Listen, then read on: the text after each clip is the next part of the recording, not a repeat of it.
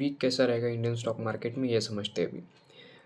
आने वाले दिनों में अभी आईटी सेक्टर के रिजल्ट्स आने वाले हैं, तो उसका इफ़ेक्ट भी हमें देखने को मिलेगा जो हमारे टेक्नोलॉजी के स्टॉक्स हैं उस पे।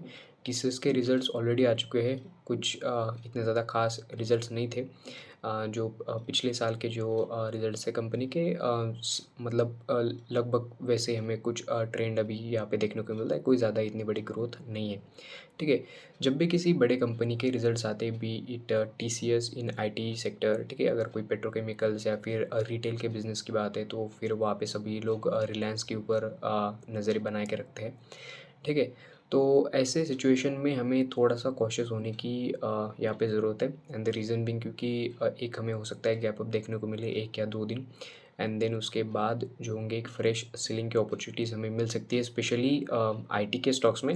और उसका रीज़न ये है क्योंकि जब भी कोई स्टॉक एक सिंगल लाइन में यहाँ पे गिरता है तो वो हो सकता है थोड़ा-सा कंसोलिडेट करे या फिर ऊपर के साइड मूव होने की कोशिश करता है।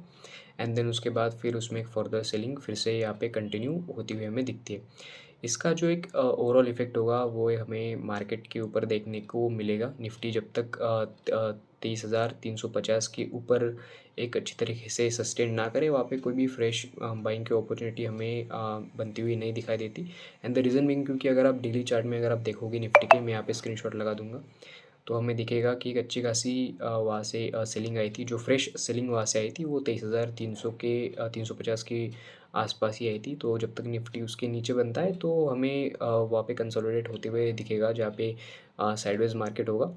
और हमें कोई भी बाइंग के साइड या फिर कॉल बाय या फिर पुट बाय का ट्रेड आप प्लान वहाँ पे नहीं कर सकते। एंड द रीज़न बीइंग क्योंकि वहाँ पे स्टॉप लॉस हिट होने के या फिर प्रीमियम डीके होने के चांसेस बहुत ज़्यादा होते हैं।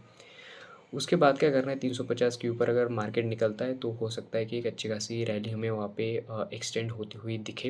एंड द रीज़न बीइंग क्योंकि यूएस और चाइना के बीच में जो टैरिफ वॉर चल रहा है उसका स्लाइटली बेनिफिट इंडियन जो कंपनीज़ है हमारी, स्पेशली मैन्युफैक्चरिंग से रिलेटेड, उसको होगा।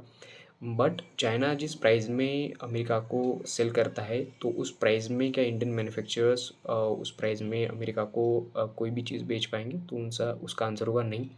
तो हो सकता है इसका एक लॉन्ग टर्म बेनिफिट हमें मिले, बट शॉर्ट टर्म में अभी फ़िलहाल यही सब चीज़ें चल रही है। तो उसके ऊपर नज़र रखना, स्पेशली अगर आप ग्लोबल मार्केट को अगर आप ट्रैक करते हो तो यूएस ऑयल जो कि क्रूड ऑयल होता है, क्रूड ऑयल के ऊपर नज़र रखना, और गोल्ड और सिल्वर इसके ऊपर भी आपकी नज़र होनी चाहिए। प्लस डॉलर इंडेक्स पिछले दिनों में काफ़ी गिर चुका था, तो अगर ये एक अच्छी खासी रिकवरी देता है तो वो भी एक स्लाइटली नेगेटिव पॉइंट हो सकता है हमारे इंडियन स्टॉक मार्केट के लिए। इसके ऊपर ध्यान रखना।